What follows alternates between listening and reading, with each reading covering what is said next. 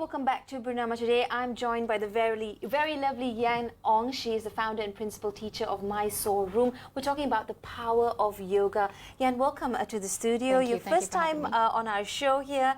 We hope that we'll see more of you. But we want to talk about today the power of yoga, and of course it has also changed your life. And not too long ago you embarked on this journey. So what is it about yoga that you truly believe is fascinating?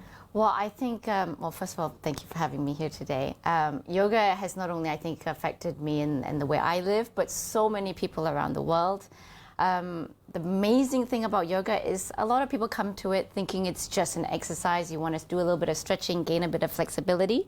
But to be honest, that's how you are drawn to the classroom, and it ends up being something else.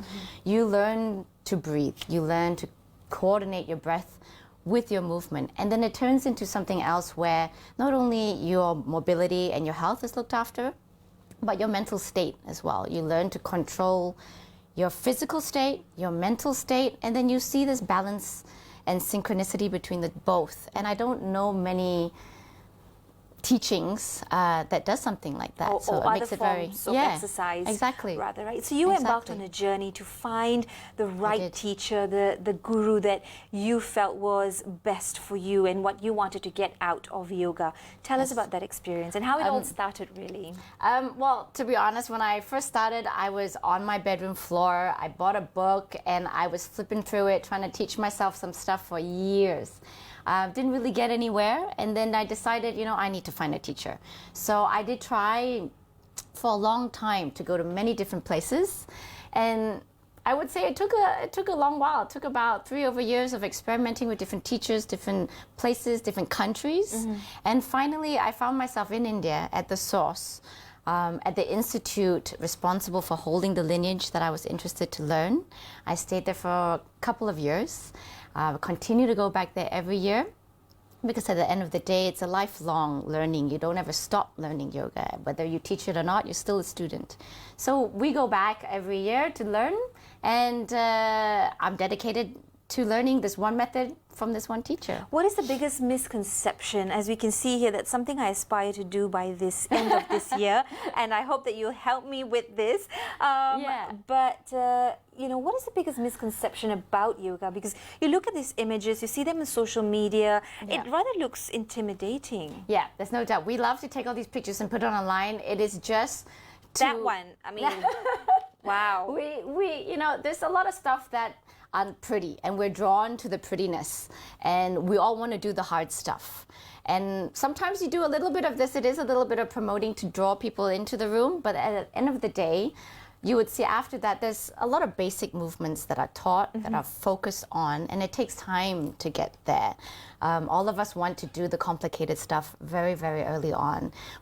To be honest, there's more benefit in the simplicity of movement, because it's easier to learn to breathe in these movements, and that's where everything starts from.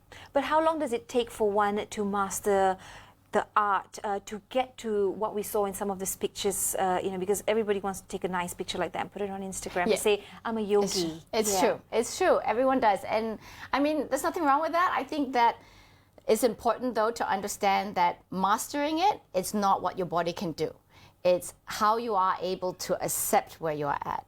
So, for example, you could be doing something very simple and enjoying what you are doing at that moment, very simple movement, and be present. And you can be doing something super advanced, but then you're worried about what it looks like or what other people think of it. That's right. So, therefore, the person sitting doing the simplest postures, breathing, is the one that's actually mastering it. So this is an example of a simple pose.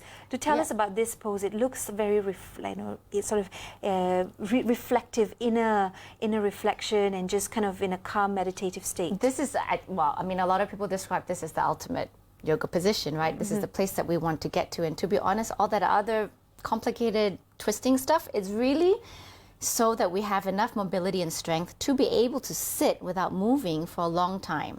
It sounds easy, but it's not, because the tendency is, oh, our knee will hurt, or we're thinking about something else. Our focus is not there.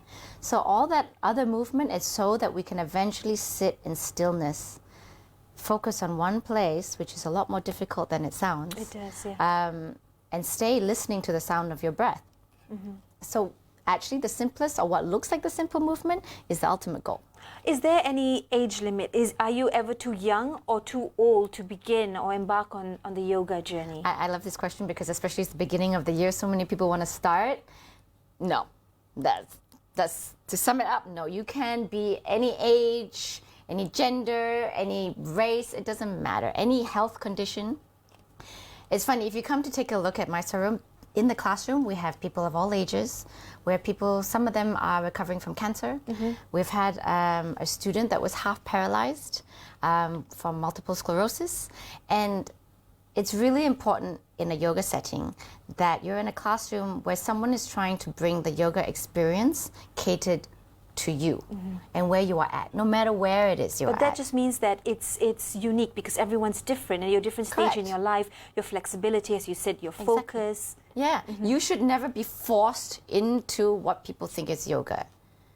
When you arrive in a class, people should be trying to adapt yoga so that you can experience yoga. That's right. I want to bring up this one very special picture. I'm going to put it up on the screen now for viewers to have a look as well. Do walk us through what we're seeing right here. And of course, we can see that, you know, this particular person is using a prosthetic leg. Yeah, this is a friend of mine I practice next to every day while I'm in India. Her name is Samantha Lucas.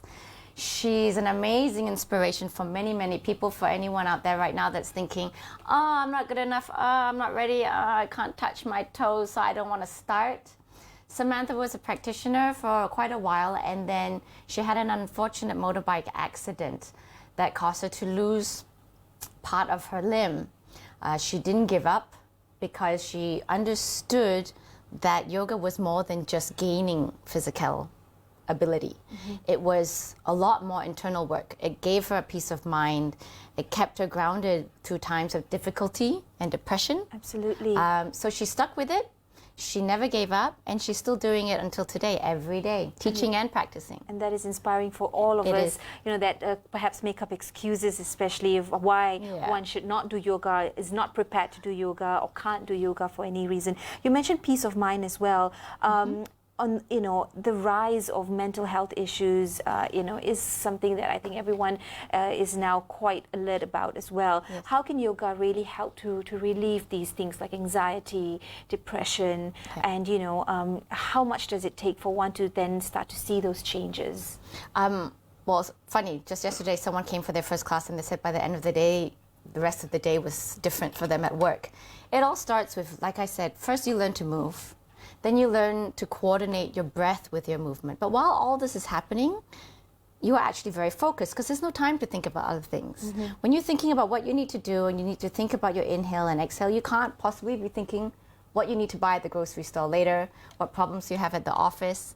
All those things go away. So what starts as maybe 10 minutes of focus ends up being 20 minutes to an hour. Then every day you have 1 hour where you're very focused and very silent, and you're breathing and moving. This energy ends up translating to the rest of the day. You find yourself being better able to handle people, being more present with all the situations around you. If you work in customer service or deal with people, which everyone does at work, you find yourself more patient because you can be more here.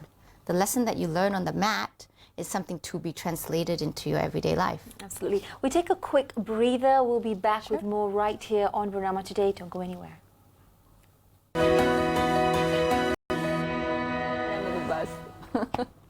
Welcome back to Bernama Today. I'm with Yan Ong, founder and principal teacher of Mysore Room, right here in Kuala Lumpur, actually, not too far away from the studio, right here on Jalan Tun Razak.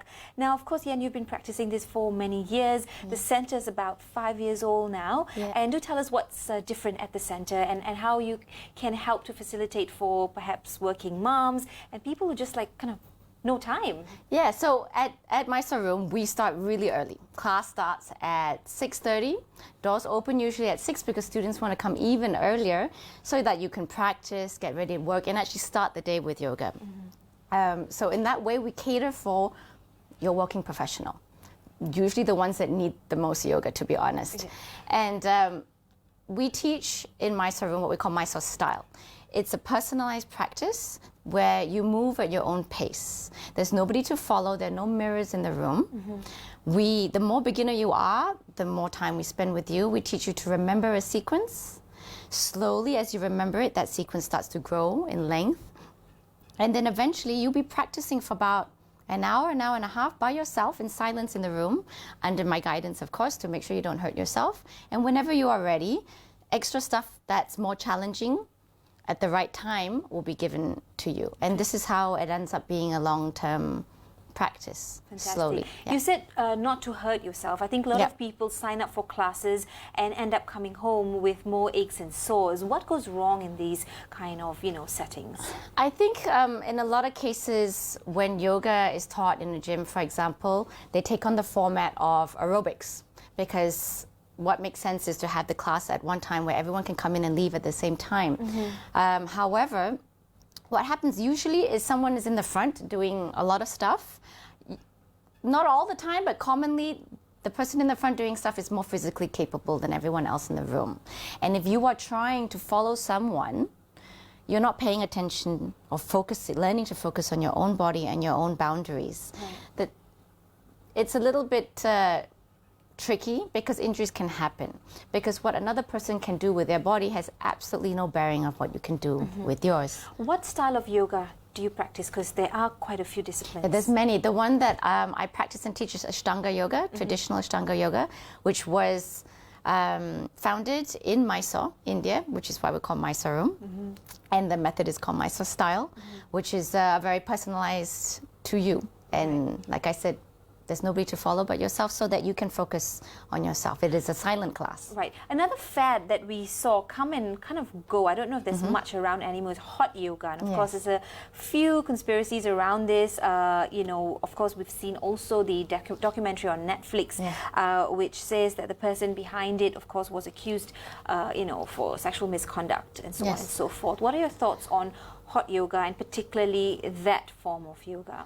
Well, I mean, firstly, I feel, I feel very sorry for any woman, not even in yoga, but anywhere across the world, that's ever been mistreated or abused or in any form, in any situation.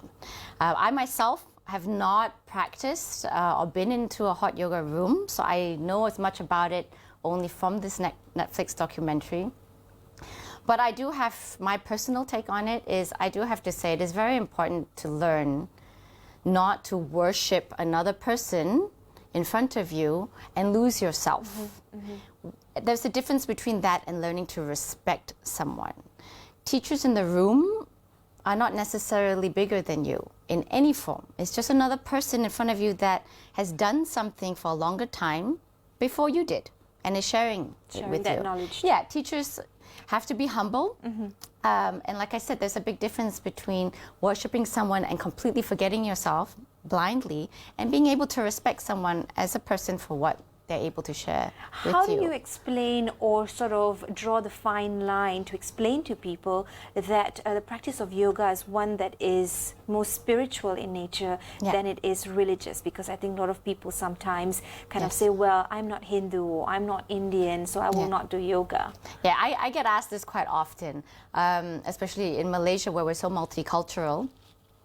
I actually got a chance to study a lot of ancient scriptures with regard to yoga while I was living in India for several years. And a lot of these scriptures by which traditional yoga is based on was written 5,000 or more years ago. And in all of it, none of it actually mentions religion. Actually, quite the opposite. At some point, they always say you should have something you believe in. It doesn't matter what. Right. Because it keeps you humble. Fantastic. Yeah. We want to share your Instagram handle right now with all our viewers. For those of you wanting to perhaps, embark on a new journey this year through yoga, this is the handle Yan Yoga on Instagram. Thank you so much, Yan, for coming in. And I guess I'll see you on the mat. Yes.